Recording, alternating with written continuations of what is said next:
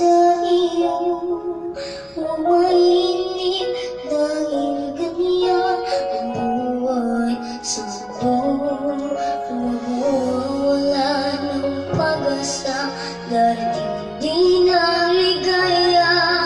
Ang isipin mo'y may bukas pa, mayroong siya.